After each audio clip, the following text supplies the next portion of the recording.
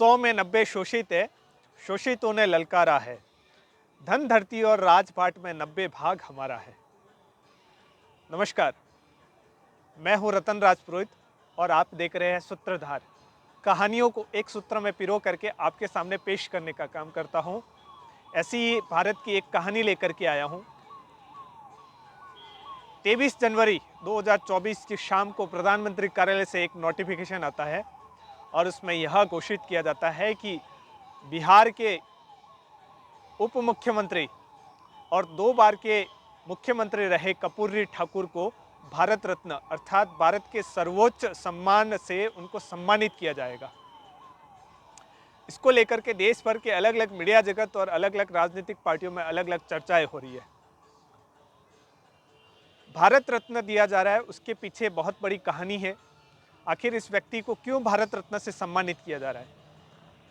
यदि मैं बात करूं तो राम मनोहर लोहिया जिनके गुरु है और साथ में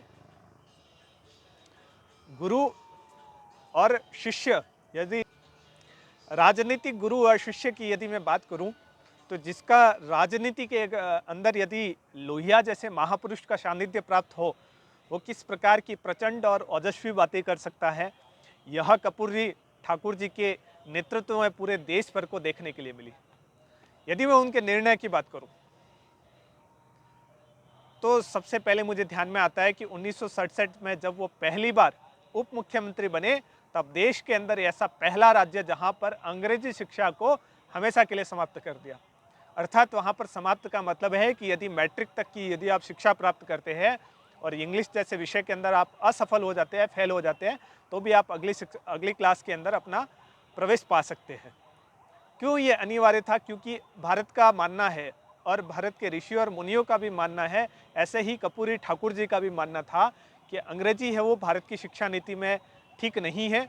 हमारी शिक्षा नीति में हमारी भाषा है वो हिंदी भाषा है। हमारे यहाँ का छात्र हिंदी में बहुत अच्छे से सब कुछ जानता है, अंग्रेजी वो बाद में जाकर के सीख भी सकता है। इसलिए अंग्रेजी को लेकर के उसको ऑब्स्टेकल नहीं बनाया जा सकता उसके जीवन को, इसलिए वहाँ पर अंग्रेजी शिक्षा को समाप्त कर दिया था।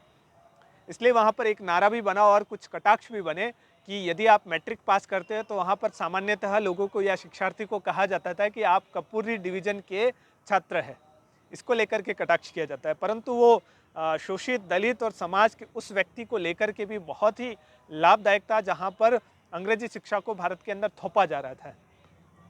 दूसरी मैं बात करूँ, जब वो पहली बार मुख्यमंत्री बने तब उनके सचिवालय के अंदर चतुर्थ वर्गीय जो कर्मचारी होते थे उनको वहाँ पर लिफ्ट के अंदर प्रवेश नहीं दिया जाता था।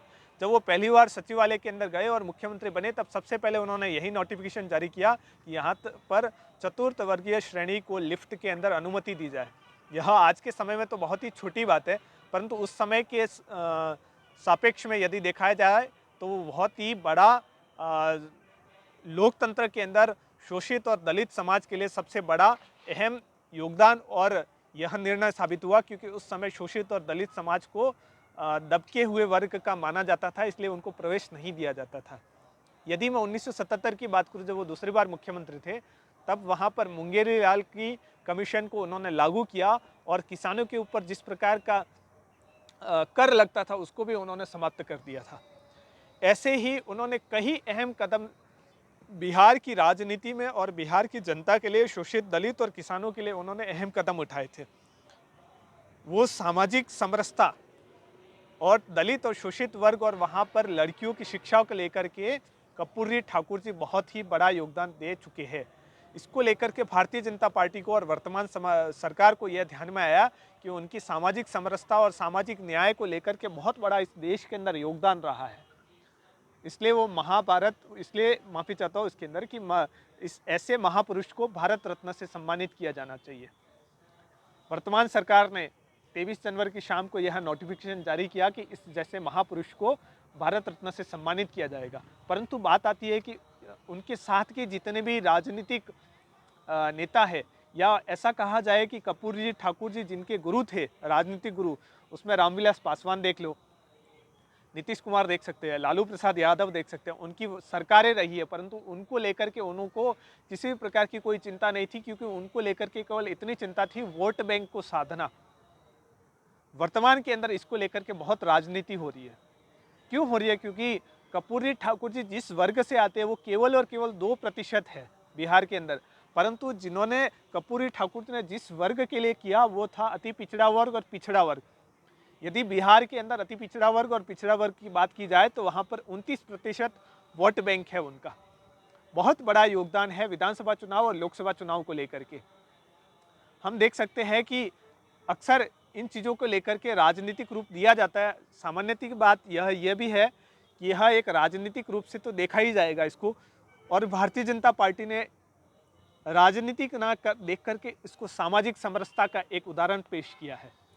और ऐसे महापुरुष को देख करके आज भारत रत्न स्वयं में भी सम्मानित होगा शेष भविष्य के घर में। तब तक के लिए नमस्कार।